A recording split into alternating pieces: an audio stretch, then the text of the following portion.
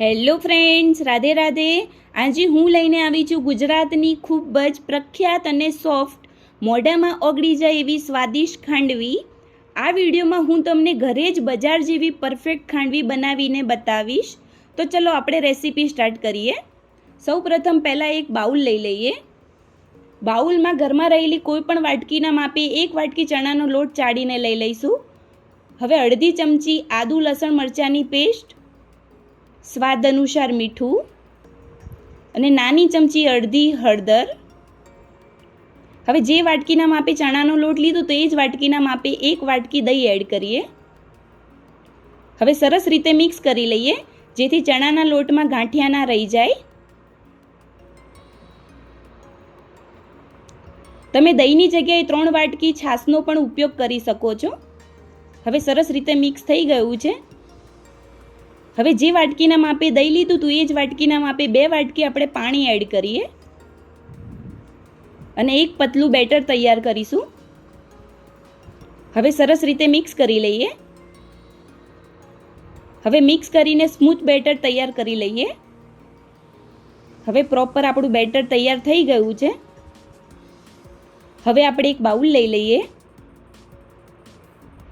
હવે ગરણીના માપે જે બેટર છે એને આખું બેટરને ગાળી લઈશું જેથી કોઈ પણ ગાંઠિયા રહી ગયા હોય તે દૂર થઈ જાય અને એક સ્મૂથ બેટર તૈયાર થઈ જાય. આવી રીતે પ્રોપર આપણે બેટરને ગાળી લેવાનું છે.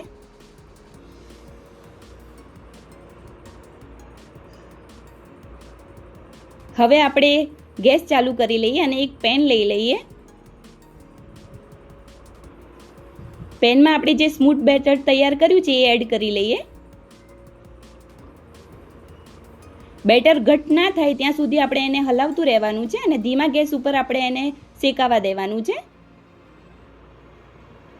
બેટરને આપણે કન્ટિન્યુ હલાવતા રહીશું જેથી પેનમાં ચોંટી ના જાય અને કિનારી ઉપરથી બી લેતા રહીશું જેથી કિનારી ઉપર પેનમાં ચોંટી ના જાય અને ધીમા ગેસ ઉપર એને પ્રોપર શેકાવા દેવાનું છે. જ્યાં સુધી આપણું બેટર ઘટ ના થાય ત્યાં સુધી આપણે એને હલાવતા રહીશું.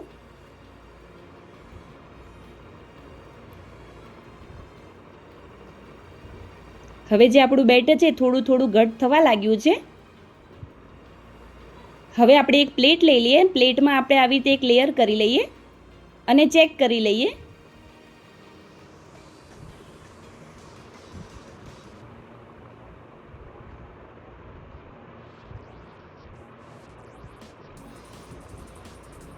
બેટરને આપણે હલાવતું જ રહેવાનું છે જેથી ગાંઠિયા ના પડી જાય. હવે જે આપણે પ્લેટમાં આપણે પાથર્યું તેનું ઠંડુ થઈ ગયું છે. હવે આપણે ચેક કરી લઈએ. ઇઝીલી રોલ થઈ જાય છે. તો આપણું પરફેક્ટ થઈ ગયું છે, શેકાઈ ગયું છે બેટર. હવે આપણે એક પ્લેટ લઈ લઈશું. પ્લેટમાં આપણે જે બેટર તૈયાર થયું છે એને પાથરી લઈએ.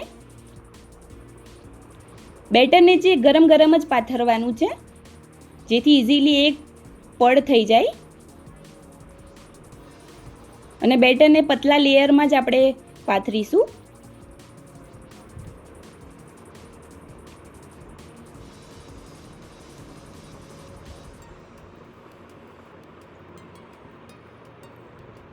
હવે ઉપરથી થોડા તલ ગાર્નિશ કરી લઈએ અને થોડું સૂકું લાલ મરચું પાવડર જેથી ફ્લેવર સારો આવે. હવે થોડું ઠંડુ થઈ ગયું છે. હવે આપણે ચપ્પાની મદદથી એને પીસ પાડી લઈશું.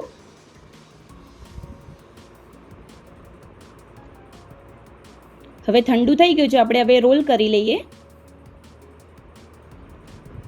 આવી રીતે પ્રોપર બધી જ ખાંડવીના રોલ તૈયાર કરવાના છે. હવે પ્લેટમાં આવી રીતે બધા રોલને સર્વ કરી લઈએ.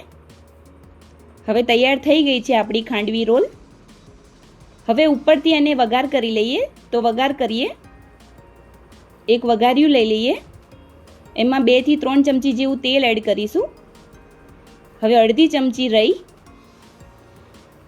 અડધી ચમચી જીરું,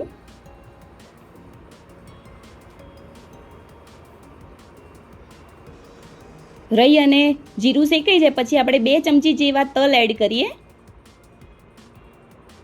થોડા મીઠા લીમડાના પત્તા થોડી અડધી ચમચી જેવી હિંગ, જેથી ફ્લેવર સારો આવે.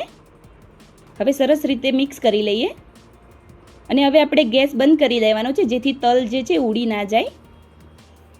હવે જે આપણે ખાંડવી તૈયાર કરી છે એની ઉપર વઘાર નાખી દઈશું.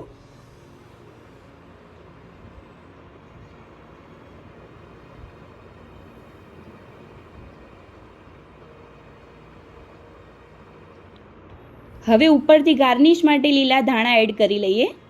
તમે કોપરાની છીણ પણ એડ કરી શકો છો ગાર્નિશ માટે. તો મિત્રો તૈયાર છે પરફેક્ટ રોલ સાથે ગુજરાતની પ્રખ્યાત ખાંડવી, કે જેનો સ્વાદ ખૂબ જ સ્વાદિષ્ટ છે અને ખાવામાં પણ ખૂબ જ સોફ્ટ બને છે.